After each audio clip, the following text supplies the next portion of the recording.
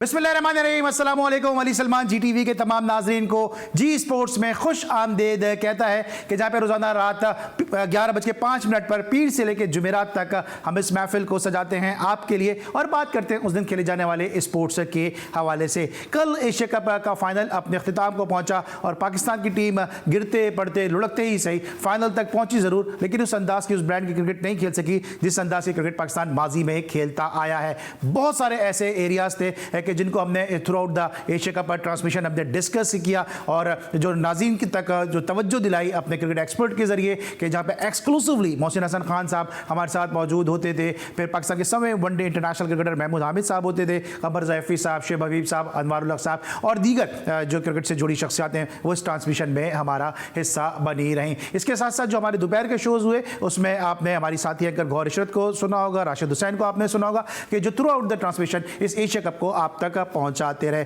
और ये आपका भरपूर फीडबैक था कि जिसने हमारी जज्बात को, जिसने हमारी इन मेहनतों को मजीद तक़वियत दी कि हम बेहतर से बेहतर ट्रांसमिशन आपके लिए पेश कर सकें, जिसके लिए हम आपके इंतहाई मशकूर हैं। आज भी हम बात करेंगे एशिया कप के हवाले से कि जहां पर एशिया कप में पाकिस्तान की टीम की कारकर्दगी ज़्यादा अच्छी नहीं रही। श्रीलंका ने कि जिसको कोई भी इस वक्त कंसीडर नहीं कर रहा था कि जब उसको पहले मैच में अफगानिस्तान के हाथों शिकस्त का सामना करना पड़ा था, उसने बाउंस बैक किया और फिर श्रीलंका की टीम ने जिस तरह से टाइटल अपने नाम किया, पीछे मुड़ के नहीं देखा पहले मैच के बाद, यकीनन credit goes to Sri Lankan team. आज हम श्रीलंकन पर्सपेक्टिव से भी बात करेंगे और आज इसीलिए हमने खुसूसी तौर पर अपने शो में मदऊ किया है बजरिया टेलीफोन कॉल श्रीलंका के ज़बरदस्त cricket commentator, well known renowned presenter Roshan Abeysinghe को। अब से थोड़ी देर के बाद वो हमें ज्वाइन भी करेंगे और हम उनसे जानेंगे इस श्रीलंकन विक्ट्री के हवाले से, श्रीलंकन क्रिकेट के हवाले से और साथ साथ जो पाकिस्तान ने गलतियाँ की हैं इस इवेंट में, इस टूर्नामेंट के फाइनल में, उस पर भी उनसे बात करेंगे क्योंकि अभी हालिया पाकिस्तान की टीम श्रीलंका का दौरा भी उसने किया और उन्होंने उसको कवर भी किया। इसके अलावा जो लंकन लीग होती है उसमें भी वो मुसलसल पाकिस्तानी प्लेयर्स को बड़े करीब से देखते हैं। बहुत कुछ है आज के शो में और इसके साथ साथ आप सबके जाने माने और इस ट्रांसमिशन का हिस्सा रहने वाले कमर ज़ैफ़ी साहब भी मौजूद होंगे जिनसे हम जानेंगे पाकिस्तान की फाइनल में शिकस्त के असबाब और उसके अब क्या उसके सद्देबाब हो सकते हैं। बहुत कुछ है आज के शो में, लेकिन सबसे पहले प्राइम का फॉर्मेट, आज की टॉप स्टोरीज। फाइनल तक पहुंच गए, बड़ी बात है, ये टीम वर्ल्ड कप जीतेगी। कैचेस ड्रॉप हुए, इस वजह से फाइनल में टीम की पोजीशन कमजोर हुई। चेयरमैन PCB रमीज राजा। श्रीलंका के अहम खिलाड़ी की कैच ड्रॉप करने पर बहुत मायूस हूं। फाइनल में शिकस्त की जिम्मेदारी कबूल करता हूं, शादाब खान। एशिया कप में हमारे मिडिल ऑर्डर की परफॉर्मेंस और फील्डिंग अच्छी नहीं रही। फाइनल में हमारी शुरुआत अच्छी थी मगर हम फिनिश अच्छा नहीं कर सके। कौमी कप्तान बाबर आजम। जो लोग बाहर बैठे होते हैं वो बाहर की चीजों को देखकर तबसरा करते हैं, उन्हें अंदर की चीजों का पता नहीं होता। सकलैन मुश्ताक। अल्लाह हमेशा ईमानदार की मदद करता है। हम कब दोस्ती, पसंदीदगी और नापसंदीदगी के कल्चर से बाहर आएंगे? शोएब मलिक। आसिफ अली के 1 या 2 छक्कों के इंतजार के लिए उसे कितने मैचेस देंगे? पाकिस्तान को अपनी इस हार से सबक सीखना चाहिए। Mohammad Hafeez. T20 world cup के लिए 15 रुकनी भारतीय स्क्वाड का ऐलान। भारतीय टीम की क़यादत रोहित शर्मा करेंगे। जी नाज़रीन, ये थी आज की टॉप स्टोरी और इसी टॉप स्टोरीज के दौरान हमें ज्वाइन किया श्रीलंका के well known renowned cricket commentator Roshan Abeysinghe ने। उनको शो में हम खुश आमदीद कहेंगे। Thank you so much Roshan for joining us in the G sport. Congratulation for the victory in the final of the Asia cup. Can you hear me? Hi Ali, thank you for having me. Yeah, it's a joy to join you and talk to you and to your viewers. And thank you very much for your congratulatory message. Yes, Sri Lanka, will obviously savor the moment. It's been 8 years since they last won an Asia Cup, so it's a very big moment for reasons being Sri Lanka beat some really good teams in Asia, India, Pakistan, Bangladesh, and even Afghanistan. So it is a wonderful feeling and a great victory for Sri Lanka. All right, yeah. My first question is, after the first match versus Afghanistan, no one was considering and thinking that Sri Lanka will bounce back and win the title. What different did they do in the next game? Well, after the first match, Sri Lanka lost badly. As we know, it was a game where Sri Lanka was caught unawares on a greenish-looking pitch, because Sri Lanka doesn't play T20 cricket. At least I don't think most teams play T20 cricket on pitches like that. It was absolutely green, and if you did see, the ball was moving around, really almost hooping around, and that was the challenge the batsman faced. Subcontinental batsmen will always struggle when the ball moves around, and had Sri Lanka won the toss, I'm sure even the Afghanistan batsmen would have struggled. But that can never be an excuse. The batsmen needed to put their hands up and be counted. They didn't, and they were quite humiliated. And I thought that was a good start for Sri Lanka, because they got a rude wake-up call, and from there on, the intent and determination is what really got them to where they are at the moment. All right, how much do you think, how much it is difficult to lift the team after losing an opponent like Afghanistan and win the trophy? Well, as far as lifting a team after losing to an opponent like Afghanistan, I think Afghanistan is a very good side. Let's not forget that. They are an excellent side. They are one of the best in T20 cricket, and looking at the players they have, these players are the ones who play in many leagues around the world, so they got to be taken seriously. And I think Afghanistan is one of the top T20 teams in the world. But not just losing to Afghanistan, losing to any team. You know, it is the respective team players and everyone else involved need to stand up. They need to kind of motivate themselves, and they need to understand that, you know, there is an intent that they need to show, and they need to fight back, and that's why they are considered an international team. I mean, they are considered a top team in the world. So it's about how you motivate yourself, how you apply yourself, and how you rise to the occasion. I think Sri Lanka did brilliantly.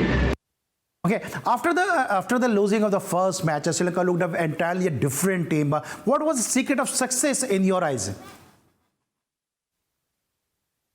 Now, the reason for Sri Lanka looking different after the first match are the ones that I told you in that previous question you asked me, because they had to do it themselves. They couldn't have expected anyone else to help them. So it was a do or die. They knew a lot was at stake as the host and as a leading team in Asia and as a team that had delivered. Now, let's not forget, against Australia, they lost a very close T20 series and won a 50-over series 3-1, 3-2. Australia won the T20 series 2-1. The second game could have gone either way. Sri Lanka winning the final game. So it's about making sure that you show the intent, you show the desire to win. And when a team gets motivated and when a team is determined to achieve one objective, I think this is the final result. All right. How much this victory was necessary for the development of the game in Sri Lanka and for the preparation of the T20 World Cup? As far as development of cricket in Sri Lanka, I think cricket is developed in the country, but you need continuous support, fine-tuning, and the game needs to evolve, and the game needs to move forward with the world. Now, that part, yes, I agree. Sri Lanka will start looking at new things, will start to understand how you play T20 games, modern T20 game, because as we know, T20 is a game that is also evolving. It is, if you look back, the methods, the strategies, the style of players currently to the ones that played when the T20 game started is completely contrasting. So that is an area that Sri Lanka will want to basically look at, and also as far as the preparation for the next T20 World Cup, it will be wonderful, because the next T20 World Cup happens in October, but let's not forget that it will happen on bouncier pitches that are different,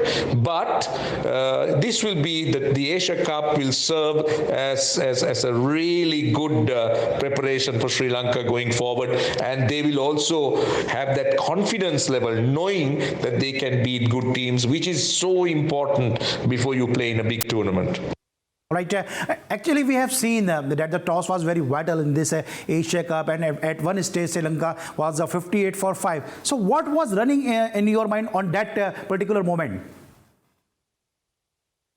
Well, as far as the toss, there was this, I call it a myth. I don't think on a good pitch that a toss can determine a victory. It is how you play. Now, Sri Lanka and India, they both proved that winning the toss or not winning the toss or batting first is not really going to hamper a result. India beat Afghanistan by a massive margin, and Sri Lanka put into bat 58-5, as you said, recovered to 170 and won. So, well, the toss, it matters. It depends on the type of surface. But then on good surfaces, it's how you play. But the important thing is winning little moments. What Sri Lanka did extremely well was winning those moments. I thought Pakistan missed a few tricks, and that eventually ended in Sri Lanka's favor.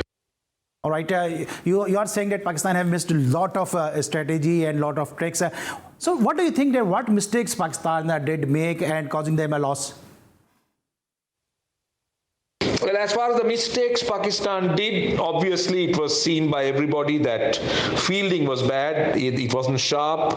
The catchers should have been taken. Bhanuka Rajapaksa, you can't give a player like Bhanuka reprieves and expect to win. So that was a big miss. I also felt that the Pakistan captain Babar Azam's captaincy was a little bit questionable. The way the bowlers changed. Sri Lanka were 5 for 50. 58, and at that stage I expected the faster bowlers to come in and blast Sri Lanka out, but instead what happened was the spinners came on, and Bhanuka and Wanindu Hasaranga, they loved playing spin. That just allowed them to play themselves in, play those shots, and when the faster bowlers came in, they were ready. So I felt that was a little trick that Babar Azam missed. Other than that, the main reason I thought was fielding, because fielding definitely wins matches. Hello. Roshan, you have a great fan following in Pakistan. You have a huge respect here in Pakistan. So any message for your fan and for the Pakistan cricket team? To the Pakistan fans, I think you can be proud of your team. Your team played very well. Your team beat India, which is a wonderful side, the top team in the world. They beat Afghanistan in a close game. They ran Sri Lanka close. And as a team, Pakistan possessed some outstanding talent. The fast bowling unit, the spinners, and of course the batting. Unfortunately, Babar Azam was out of form, but that can happen to the best of players. But overall, I think this Pakistan side is a very, very good side, and they have the capacity and the capability to really hit it big and even winning the World Cup in Australia. Thank you so much, Roshan Abesinghe, for taking the time out from your busy schedule for the Pakistani wear and for the G Sports. We are very thankful. We are very thankful to you from the depth of our heart for your valuable time. ये थे रोशन अबेसिंघे, श्रीलंका के well known cricket commentator, well known presenter, जो बात करते हैं पाकिस्तान की team के हवाले से, और साथ साथ उन्होंने ये कहा कि जो श्रीलंका के लिए विक्ट्री भी बड़ी ज़रूरी थी, क्योंकि वहाँ पे गेम जो है वो डेवलप हो चुका है, और साथ साथ उन्होंने कहा कि T20 वर्ल्ड कप के हवाले से ये विक्ट्री बहुत ज़्यादा ज़रूरी थी। और पाकिस्तान की टीम के हवाले से उन्होंने कहा कि जब आप राजापक्से जैसे प्लेयर्स का कैच ड्रॉप करेंगे, फील्डिंग में लैप्सेस करेंगे, स्ट्रेटेजी अगर जो है वो आपकी बेहतर नहीं होगी, तो फिर इस किस्म के नतीजे सामने आएंगे। लेकिन बड़ा अच्छे जेस्चर के साथ उन्होंने बात की, और पाकिस्तान की टीम को, जिस तरह हम सब यहाँ बैठ के श्रीलंका को उनके उम्दा खेल के ऊपर मुबारकबाद पेश कर रहे हैं और उनको क्रेडिट दे रहे हैं, इसी तरह उन्होंने भी पाकिस्तान की टीम के लिए नेक ख्वाहिशात और नेक तमन्नात का जो है वो इजहार किया। इस वक्त के लिए इतना ही, अपनी छोटा सा ब्रेक, और जब ब्रेक के बाद वापस आएंगे तो मजीद गुफ्तगू करेंगे एशिया कप के हवाले से। मिलते हैं छोटे से ब्रेक के बाद।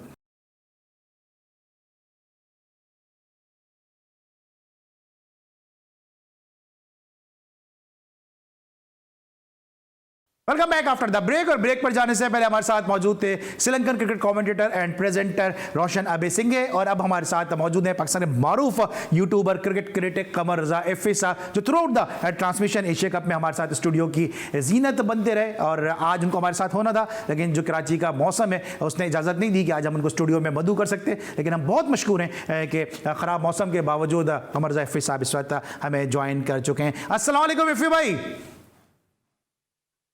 वालेकुम अस्सलाम, आपके थैंक यू वेरी मच, आपने एक मरतबा हमें याद किया और पाकिस्तान की हार पर आप सताने के लिए हमसे कोई ना कोई सवालात रखेंगे यकीनन। अफसोस है मगर हुआ अच्छा है इनके साथ। अच्छा, अफसोस वाकई है या बस ऐसी बात बनाए बात है?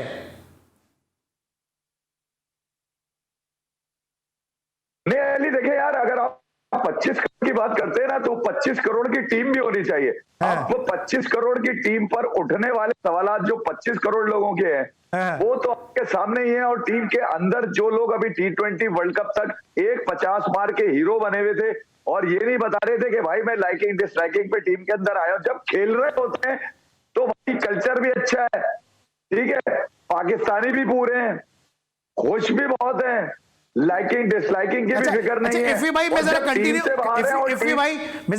करता हूं क्योंकि जो आपके जज्बात हैं, रमीज राजा साहब ने पाकिस्तान की शिकस्त के बाद क्या कहा, पहले जरा आवाम को वो सुनवा दें और फिर यहीं से आपके साथ गुफ्तगू का आगाज करते हैं। जरा सुनवाइएगा चेयरमैन क्रिकेट बोर्ड रमीज राजा साहब ने क्या कहा। नहीं यार, ये देखो यार, जीत हार होती है, एक तो पहले ये अंडरस्टैंड करना है और दूसरा ये है कि कैचेस ड्रॉप हुए क्रूशल, उसके बाद बैटिंग का रिदम नहीं है बना, और जो इम्पोर्टेंट चीज़ ये है कि हमें स्पिन को और बेहतर खेलना है। जब तक स्पिन को हाथ से नहीं परखेंगे तो आपका इसी तरह से प्रेशर में ये टीम जो है ये कैपेबल है, इंशाल्लाह वर्ल्ड कप जीतेगा, फिक्र ना करें। देखो यार, इसके नेगेटिव और पॉजिटिव दोनों पॉइंट्स हैं। यहाँ तक पहुँच के big effort on the night, ये T20 में देखें आपके 3-4 ओवर इधर उधर हो जाए तो आपको प्रेशर हो जाता है। बट जैसे मैंने कहा कि फैंस इस टीम को ओन करते हैं, हमें इसको बैक करना है क्योंकि बड़ी देर के बाद एक टीम ऐसी मिली है जिसको हम मार्केट कर सकते हैं, जिसको फॉलो कर सकते हैं। आप इंडिया से होंगे तो आपके तो बहुत खुश होंगे। नहीं हम खुश नहीं है सर, आपको दिख रहा है मेरे चेहरे पे। तो कौन सी मैंने देखा है पाकिस्तान के लोगों को यहाँ से रोते हुए जाते हुए देखा है। क्या मैं गलत बोल रहा हूँ रमीज सर? क्या मैं गलत बोल रहा हूँ? क्या मैं गलत बोल रहा हूँ? आप आवाम को, आवाम डिसहार्टेंड नहीं है? जी जनाब, आपने सुना पाकिस्तान क्रिकेट बोर्ड के चेयरमैन रमीज राजा साहब को, और उन्होंने कहा कि यहाँ तक हम पहुँच गए, यही बहुत बड़ी बात है। कैचेस ड्रॉप होने वाली बात तो उनकी बिल्कुल सही है कि इस जो स्टेज के ऊपर आके इस किस्म के कैचेस ड्रॉप नहीं होने चाहिए, और शादाब ने भी इन कैचेस की जिम्मेदारी कबूल की, हार की उन्होंने जिम्मेदारी कबूल की। लेकिन इफ़ी भाई सवाल ये पैदा होता है कि क्या हमारे क्रिकेट बोर्ड को, हमारे चेयरमैन को ये उम्मीद नहीं थी कि हम फाइनल खेलेंगे? और अगर उम्मीद नहीं थी तो फिर कौम की तवक्कुआत को क्यों इतना बुलंद करते हैं? देखिए अली, अगर आप पीछे इनकी कारकर्दगी देखें पाकिस्तान की तो उसमें सिर्फ रिजवान और बाबर ही नजर आते हैं, और जो अपोजिशन आपको मिली है उसके खिलाफ इन लोगों ने भरपूर फायदा उठाया, और उसी फायदे को उठाते हुए वो यहाँ तक पहुंचे कि आपसे आप इस टूर्नामेंट में एक ही टीम बड़ी थी जिसको आपने हराया, एक हराया, वो थी इंडिया। बाकी तो यार ये कोई टीमें थी। श्रीलंका को तो अभी पार करा रहे, 380 रन का पहाड़ जैसा टारगेट अचीव करके आ रहे हैं। 50 साल की हिस्ट्री आपने चेंज कर दी थी। दूसरा आप हार गए, बराबर हो गया, उस पर तो यूनिवर्सल लानत में पहले ही दे चुका। मगर ये इस एशिया कप के अंदर जहां पर आपकी पैदाइश ही है, ये पाकिस्तान में पिछले 15-16 सालों से जो आपने शबोखून यूएई में मारा है, ठीक है, उसमें से अगर मैं बड़ी बड़ी परफॉर्मेंस आपको गिना दूं, मिसबा नंबर 1 कप्तान वहीं से बने, यूनुस के 10,000 रन वहीं पर है, अजहर अली का कैरियर वहीं कमबैक हुआ है, सईद अजमल ने वहीं बट्टे मार के टीम को जीते दिलाई है, अब्दुल रहमान वहां के बड़े हीरो रहे। तो आप तो भाई 40 साल का वो जुल्फिकार बाबर भी आ चुके हैं वहां पर। तो आपने तो यूएई के पूरे मजे लिए। आपको ना तो टॉस का मंजन निपटाना चाहिए, ना फिर ये कि आपको स्पिन खेलनी नहीं आती। या पूरे टूर्नामेंट में आप एक दफा बल्लेबाजी करिए आपने, वो भी 180 का जो टारगेट था आपने इंडिया के खिलाफ चेस किया, वो भी आखिर में जाके वहां पे भी आप कन्विंसिंग नजर नहीं आया कि 17, 18 या इवन 19 ओवर में आप पूरा कर लेते। वो भी अर्शदीप के सदके में आपको जीत मिल गई। तो ये बताइए, आप पूरे टूर्नामेंट में आप बैटिंग में फेल हुए, जहां पर आपने आईसीसी के गोद के 2 बच्चे हैं, जिनको एक तो बाबर है, जिनको आईसीसी उतारता ही नहीं गोद से भाई, वो तो उससे बोल दिया है कि भाई मैं तो चढ़ा के रखूंगा। अब वो नंबर 2 आ गए, आपकी बैटिंग में इतनी बड़ी बड़ी तोपें हैं, फेल वहीं पर है आप फाइनल में टॉस जीतकर बैटिंग की तरफ जाते तो मैं आपको करता यार कि आप कम से कम अपनी। अच्छा, ये जो रमीज राजा T20 वर्ल्ड कप फोड़ फाड़ के ऐसी की तैसी कर दें इनकी श्रीलंका की, मगर आप डर गए आप उसके बाद आपने अपने 140 150 के बॉलर्स की क्या दुर्गत बनवाई है। दुनिया के नंबर 8 और 9 नंबर के बल्लेबाज इस कदर रुई की तरह ढूंढ रहे को करके, कभी एक्स्ट्रा कवर में छक्का, कभी लॉन्ग पे छक्का। मतलब यार कोई तमाशा लग रहा था। 55 58 पे 5 और उसके बाद अच्छा, मैं इस पर आता हूँ 58 में 5 में। सुने जरा सर तामुल से, जरा सब्र से। अभी ये जो आप बात कर रहे हैं, अभी रमीज राजा साहब ने एक और भी स्टेटमेंट इसमें दिया कि स्पिन को जो है वो सही से नहीं खेल सके। हमारा तो माजी रहा है, हमारा तो ट्रेडिशन रहा है कि पाकिस्तानी बैटर्स जो हैं, पाकिस्तानी बैट्समैन जो हैं, वो स्पिनर्स को बहुत अच्छा खेलते हैं और हमारी पिचेस भी जो है वो सूट करती हैं इस अंदाज के बैटर्स को जो स्पिनर्स को अच्छा खेलते हैं। अब ऐसा क्या हो गया कि फास्ट बॉलर को हम अच्छा नहीं खेल पाते हैं, शॉर्ट पिच पे हम स्ट्रगल कर रहे होते हैं, स्पिनर्स पे हम स्ट्रगल कर रहे होते हैं। तो किस तरह से हमारी तैयारी है इंटरनेशनल क्रिकेट के लिए? यार अली, मैं आपको बताऊं, मैं पिछले 1.5 साल से ये बताने की कोशिश कर रहा हूं पाकिस्तानी फैंस को कि भाई ये जो जो जो जो न्यूक्लियस रमीज हसन राजा ने बताया कि जीत का न्यूक्लियस यही लोग हैं, नहीं, ये नेक्सस से बन गया है भाई। ये अब अपनी परफॉर्मेंस, अपने रन्स करने के लिए या अपनी विकेट्स लेने के लिए कमजोर अपोजिशन को गिराते हैं। आप मुझे बताइए, इन्होंने बेंच पर बैठे हुए लड़कों तक को टेस्ट नहीं करने दिया कि इनमें से अगर कोई अच्छा कर गया तो फिर वो गले को आएगा, स्क्वाड में बिठाना पड़ेगा, ड्रेसिंग रूम की बातें सुनेगा, हमारी साजिशें पकड़ लेगा। अब ये बताइए, कहीं तो जान देने को तैयार थे लड़के, भाई जाननी चाहिए तुम्हारी परफॉर्मेंस चाहिए। कहीं रिजवान का ये था कि मैं फाइटर हूं, पाकिस्तान के लिए खेलूंगा। भाई पाकिस्तान के लिए वो खेलना चाहिए जो पाकिस्तान के लिए बेहतर हो। आप मतलब जरूरी नहीं है कि आपने कह दिया या कप्तान ने कह दिया तो हम मान लेंगे बात। तो बात यह है कि आपने पिछले 2 सालों में बेंच तक आने नहीं दिया उन मुस्तहिक बच्चों को जो पाकिस्तान को रिप्रेजेंट कर सकते थे। इनसे बेहतर करते यार। अगर वाकई ये बेहतर है तो फिर ये जिन टीम से ये हार रहे हैं, मतलब वो कोई टीम नहीं है कल की। अच्छा इफी भाई चलिए क्रिकेट को भी एनालाइज करेंगे। तो इनकी टीम बनी है, मुझे याद है अभी भाई क्रिकेट को भी एनालाइज करेंगे। मैं अली आखिरी बात कर दूं।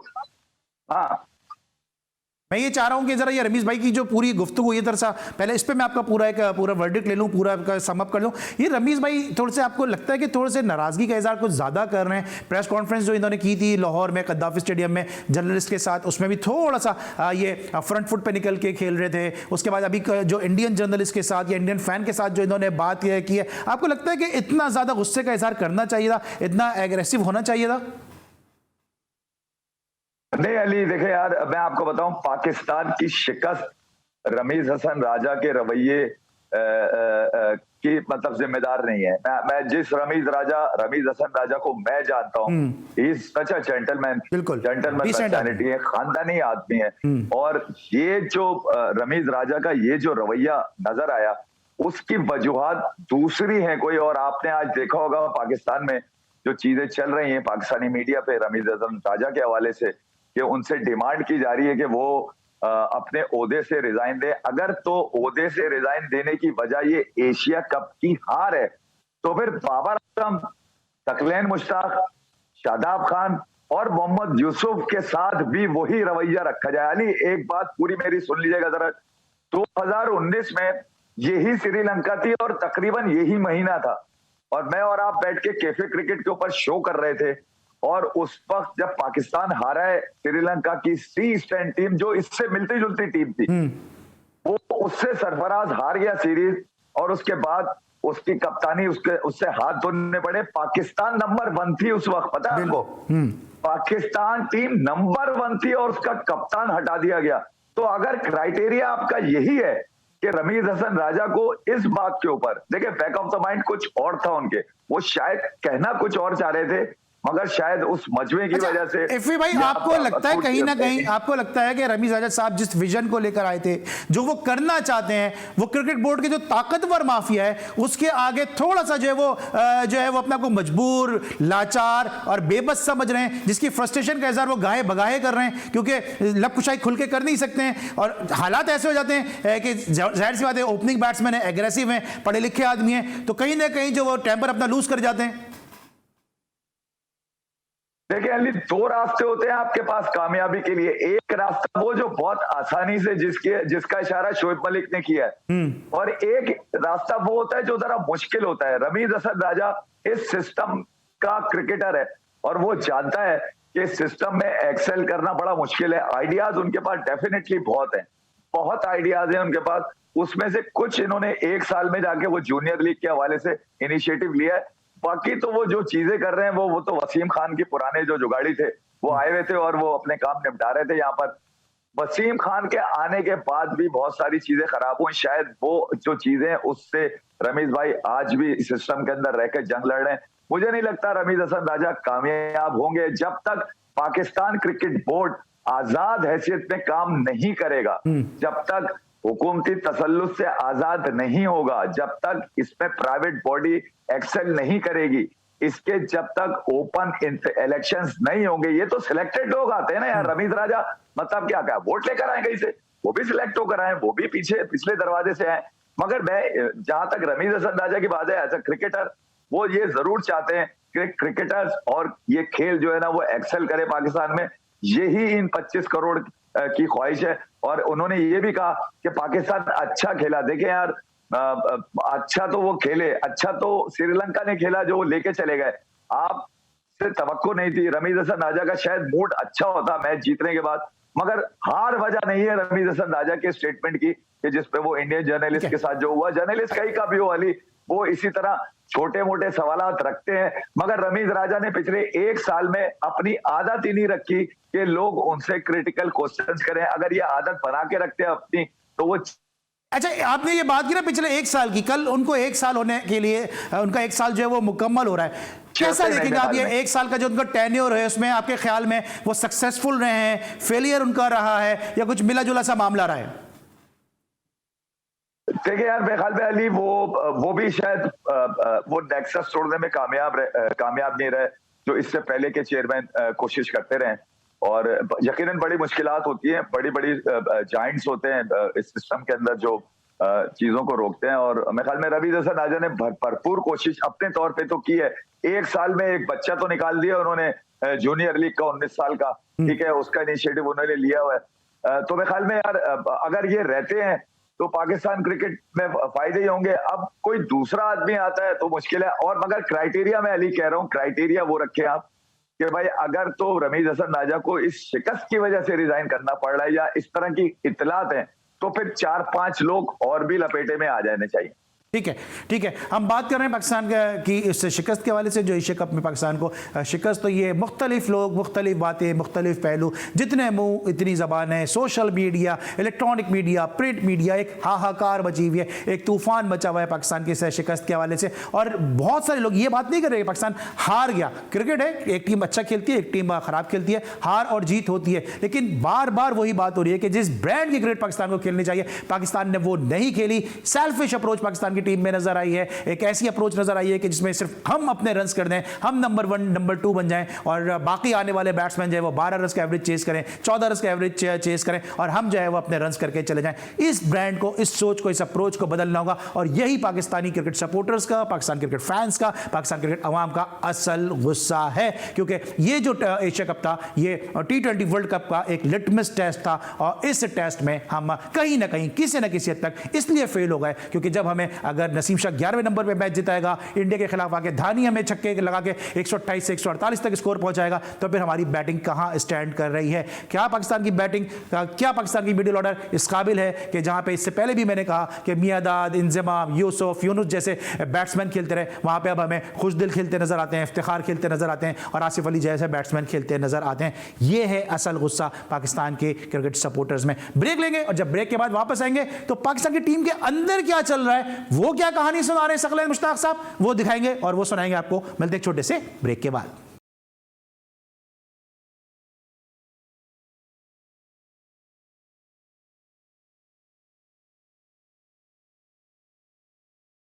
Welcome back after the break. और ब्रेक पर जाने से पहले हम इफ्फी भाई से बात करते हैं रमीज राजा साहब के इस एटीट्यूड के हवाले से कि क्या शिकस्त थी, इस एटीट्यूड का असल वजह थी, असल बहाना थी, ये दरूने खाना कुछ और भी चल रहा है। पाकिस्तान की इस शिकस्त को लेकर पाकिस्तान के साबिक क्रिकेटर्स ने भी काफ़ी सारा सोशल मीडिया का इस्तेमाल किया और बहुत सारे ट्वीट्स जो हैं वो इस हवाले से सामने आए। ये आपकी स्क्रीन पर आपसे थोड़ी देर के बाद ट्वीट्स आएंगे जो पाकिस्तान के स्टार क्रिकेटर्स ने किए हैं शिकस्त के बाद। और वसीम अकरम ने कहा कि winning is not everything, it's the only thing, that was the mantra of this amazing Sri Lankan team. So congratulations, better team won in the end. Alright, Shoaib Akhtar इसके साथ साथ कहते हैं कि रिजवान को उन्होंने कहा कि 50 बॉलों में 50 करेगा तो इसका कोई फायदा नहीं। इसके अलावा इफ्तिखार खुशदिल और उन्होंने फखर के लिए भी कहा है। इसके अलावा शाहिद आफरीदी ने कहा कि when I was watching the start of the match it looked like that Pakistan will make the match one-sided and at the end Sri Lanka made it one-sided. Have to appreciate the Sri Lankan team की इन्होंने तारीफ की। फिर played the entire tournament. Final को उन्होंने कहा कि बड़ा अच्छा हुआ। फिर इसके साथ साथ आप कहा मोहम्मद हफीज ने learn from the defeat in Asia cup और उन्होंने कहा कि जो इमीडिएट डिसीजन लेती है टीम फिर वही टीम जो है वो T20 वर्ल्ड कप जीतेगी। उन्होंने पीसीबी को भी इसमें टैग किया। लेकिन सबसे इंपॉर्टेंट जो talk of the town tweet है वो ये है जो शोएब मलिक ने किया कि when will we come out from the friendship liking and disliking culture, Allah always help the honest. ये शोएब मलिक का ट्वीट था जिसको जवाब दिया कामरान अकमल ने, उस्ताद ji don't be this much honest, इतना ज़्यादा सच्चा भी नहीं होना चाहिए। ये सब जो है वो सोशल मीडिया पे आपने मुख्तलिफ पाकिस्तान के स्टार खिलाड़ियों के ट्वीट देखे। लेकिन जिस तरह से शोएब मलिक ने एफए भाई रिएक्शन का इजहार किया है, क्या कहना चाहते हैं वो कि क्या टीम के अंदर कोई डिसऑनेस्टी है, दोस्ती यारी का कल्चर है? क्योंकि हम तो बाहर बैठ के ये बात करते हैं, वो उन्होंने ड्रेसिंग रूम को, डग आउट को, इस माहौल को शेयर किया है, वो हमसे ज्यादा बेहतर समझते हैं।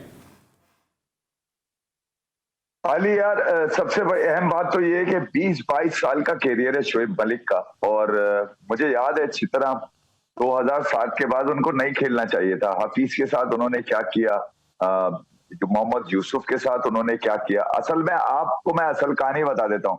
ये जो ट्वीट है वो मैनेजमेंट की तरफ है ट्वीट ये, क्योंकि शोएब मलिक को बाबर आजम ने T20 वर्ल्ड कप के बाद लास्ट ईयर ये कहा था कि शोएब भाई रिटायर नहीं होइएगा आप अभी, ठीक है। अब ये ट्वीट बाबर आजम के लिए तो किया नहीं है उन्होंने। अब मैनेजमेंट कितनी पावरफुल है अंदाजा लगा ले कि बाबर आजम भी कुछ नहीं कर पा रहा उनका, ठीक है। अच्छा, बाबर आजम अगर कुछ कर नहीं पा रहा तो शोएब मलिक की जरूरत क्यों पड़ रही है उनको ट्वीट करवाने के लिए? खुद कह दे भाई, खुद कह दो ना। जबकि रमीज हसन राजा तो कह चुके हैं अभी 2 दिन पहले भी उन्होंने कहा कि भाई मैंने सब कुछ टीम मैनेजमेंट और बाबर के हाथ पे दिया है, बाबर जाने वो जाने, हम सिर्फ अकाउंटेबल करेंगे इनको। तो अकाउंटेबिलिटी का टाइम आ गया है। आपने अभी कामरान अकमल को दिखाया कि वो अपने उस्ताद जी को कह रहे हैं कि जरा सा हौला हाथ रखें, इतने भी ऑनेस्ट मत हो। आप जरा फैसल इकबाल को दिखा दें जो उन्होंने शोएब मलिक के इस ट्वीट पे रीट्वीट किया उन्होंने, आप लगा दिए उन्होंने बता करके भाई ये तो पिछले 40-50 साल है, ये कोई नई बात थोड़ी है कोई। मतलब शोएब मलिक उस जहाज में बैठना चाह रहे हैं, बाबर तो तैयार है उनको लेने के लिए। लेकिन आपको लगता है जो ट्वीट किया है उसके लिए फिर भाई, आपको लगता है जो ट्वीट किया शोएब मलिक ने, ये रमीज राजा साहब जब कमेंटेटर भी थे उस वक्त भी उन्होंने अपने यूट्यूब पे कुछ शोज किए थे, उस पर उन्होंने कहा था कि हफीज और शोएब मलिक को अब क्रिकेट छोड़ देनी चाहिए। उस पर बड़ा हार्श रिएक्शन इन दोनों की जानिब से सामने आया था। आपको लगता है कि एड्रेस शायद कहीं ना कहीं जाके चेयरमैन क्रिकेट बोर्ड को किया है और उनकी पूरी मैनेजमेंट को किया है कि दोस्ती यारी के कल्चर से बाहर निकलना चाहिए और ऑनेस्ट होना चाहिए? अली यार, आप मुझे बताएं ये एशिया कप हो रहा था या शोएब मलिक के लिए कमेंट्री में बातें करने के लिए बाकायदा एक आदमी बिठाया गया था? भाई शोएब मलिक क्यों याद आ रहा है कमेंट्री में बैठ के पाकिस्तानी कमेंटेटर्स को? मुझे ये बात का जवाब दे दे कोई। एफए भाई किसको याद आ रहा था? क्योंकि एफए भाई किसको याद आ रहा था? एफए भाई किसको याद आ रहा था? भाई 2 ही तो कमेंटेटर थे पाकिस्तान के, वसीम अकरम और वकारी यूनुस। उसके अलावा था कौन वहां पर? गौतम गंभीर को तो याद भी नहीं होगा, दूसरा जो बैठा हुआ था उसको भी याद नहीं होगा, रवि शास्त्री को। तो भाई आउट ऑफ द वे जाकर आप एक आदमी निकाल के लाएंगे। और पाकिस्तान की अगर आप एशिया कप में प्लेइंग 11 बैटिंग 11 देखें, नंबर 4 को कायदा इन्होंने जानबूझकर डिस्टर्ब रखा है। एक मैच में इफ्तिखार है, दूसरे में खुशदिल है, तीसरे में नवाज है, चौथे में फिर इफ्तिखार है, 5वें में फिर इफ्तिखार है। वो भाई आप अपने बेस्ट बॉलर को 16वां फेंकवा रहे हो फाइनल में यार। और फिर उसके अच्छा, ऊपर ये आखिरी मेरा सवाल आप दिखा रहे है, हैं। आखिरी मेरा सवाल है शोएब मलिक के हवाले से, आखिरी सवाल है शोएब मलिक के हवाले से, आपको लग रहा है कि शोएब मलिक को लाने के लिए हर वर्ल्ड कप की तरह इस वर्ल्ड कप में भी एक लॉबिंग सी शुरू हो चुकी है, क्योंकि बहुत सारे जर्नलिस्ट भी इस बहस में कूद पड़े हैं, बहुत सारे जो फॉर्मर क्रिकेटर्स हैं वो भी इस बात को कर रहे हैं कि शोएब मलिक की पाकिस्तान की T20 वर्ल्ड कप में जगह बनती है, although it doesn't have the good record in Australia. Ali पिछले 22 साल में 150 उनका वर्ल्ड कप में आईसीसी के किसी भी आईसीसी वर्ल्ड कप में 150, वो भी स्कॉटलैंड के खिलाफ यार। अब आप अंदाजा लगा ले उनकी स्ट्रेंथ का यार कि वो क्या कर सकते हैं। वो सिर्फ बैठेंगे वहां पर और कुछ नहीं, जॉय ट्रिप के लिए जा रहे हैं, आखिरी अपने T20 वर्ल्ड कप को एंजॉय करना चाह रहे हैं, एक इज्जतदार रिटायरमेंट चाह रहे हैं और कोई तरीका नहीं है भाई। और उसके अलावा मुझे बताएं, ये जो ट्वीट इनका है ये आग लगाने वाली चीज है, यानी कि जो मासूम आपके क्रिकेट फैंस हैं जो काम धंधे छोड़ के बैठते हैं, आपसे उम्मीद लगा के आपके लिए दुआ करने के लिए इतनी वो अपने लिए करते, शायद फूल फाल जाते हो यार वो, मगर वो करते हैं आप इनके लिए, क्रिकेटर्स के लिए, और आपको निकल के क्या आता है। आप बताइए इस ट्वीट के बाद क्या इनको टीम में होना चाहिए? ठीक है, वो ठीक है। कौन है जिसका पहले क्यों नहीं, अगर इनको पता था तो ये इंतजार कर रहे थे कि पाकिस्तान हारे तो ये ट्वीट कर। ठीक है, और दूसरी बात जहां पे अभी हम रमीज राजा की बात कर रहे हैं यार, कौन को जहां पे हम रमीज राजा की बात कर रहे हैं वहां पे शोएब मलिक और यूसुफ की जो राइवलरी है, ये भी लोगों से कोई ढकी छुपी बात नहीं, दोनों के दरमियान जो ताल्लुकात हैं वो काफ़ी जो है ज़्यादा खुशगवार रहे भी नहीं है। तो शायद ये भी एक फ्रस्ट्रेशन हो शोएब मलिक की कि जो उन्होंने सोशल मीडिया के जरिए निकाली। लेकिन शोएब मलिक के इस ट्वीट के बाद पाकिस्तान के जो हेड कोच हैं सकलैन मुश्ताक, उन्होंने क्या स्टेटमेंट दिया, आइए ज़रा वो सुनते हैं। वर्ल्ड कप के सेमीफाइनल तक जाना, इस एशिया कप के फाइनल तक आना, वेस्ट इंडीज़ के साथ सीरीज़ हुई, वाइट वॉश किया हमने अल्हम्दुलिल्लाह। तो आई थिंक हमने छोटी छोटी गलतियाँ की हैं जो बड़ी बड़ी लग रही हैं। तो अभी भी अगर वो T20 की रैंकिंग में देखें वो टॉप पे है, वनडे की रैंकिंग में देखें वो कितनी परफॉर्मेंसेस उसने दी हैं। आई थिंक कोई उसकी बदकिस्मती मुझे लग रही है, अल्लाह उसको बुरी नज़र से बचाए। आपकी यारी दोस्ती तो हर किसी से होनी चाहिए या दुश्मनी होनी चाहिए, आपको तो हर किसी से यारी दोस्ती होनी चाहिए। मेरा नहीं ख्याल कि ये किस तरह की ट्वीट है और क्या जवाब दूँ, मेरे पास कोई इतना इसके अलावा कोई आंसर नहीं है। बाहर लोग बैठे होते हैं ना, वो बाहर से चीज़ों को देखते हैं और उसके ऊपर वो बात कर देते हैं, और होता क्या है जब रिजल्ट आ जाता है स्कोर कार्ड देखते हैं और स्कोर कार्ड को सामने रखते हुए वो कमेंट्स दे देते हैं।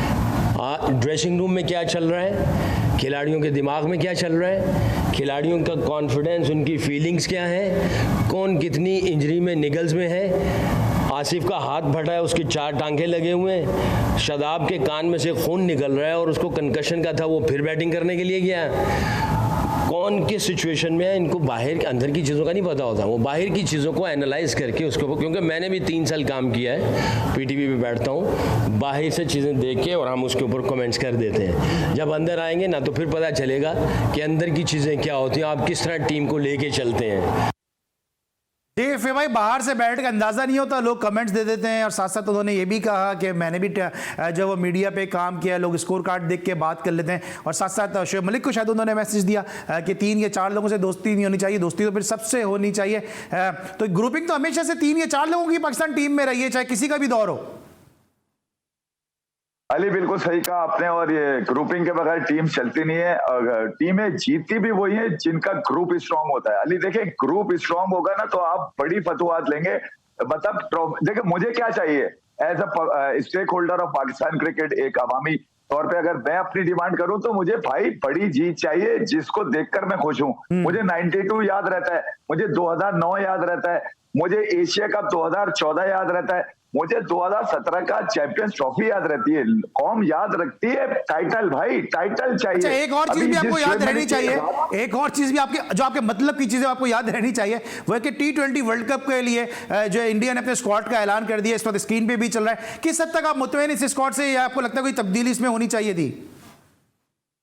अली बम्पर स्क्वाड है और मेरे ख्याल में यार टीम इंडिया एक्सेल करेगी। देखिए, 3 लोग थे जिन्होंने अपनी फॉर्म ढूंढी एशिया कप के अंदर, आगे ऑस्ट्रेलिया और साउथ अफ्रीका से इनका मुकाबला भी है। ये T20 वर्ल्ड कप पे जो टीम जा रही है, ये 6 T20 मैचेस खेलकर वर्ल्ड कप पे जाएगी। 3 ये ऑस्ट्रेलिया से खेलेंगे, 3 साउथ अफ्रीका से खेलेंगे, सेम स्क्वाड है, बुमराह वापस आ गए, मगर T20 वर्ल्ड कप में एक खिलाड़ी जो रिजर्व में इन्होंने डाला है, जो इन दोनों स्क्वाड में नहीं मिलेगा ऑस्ट्रेलिया और साउथ अफ्रीका में, वो है श्रेयस अय्यर।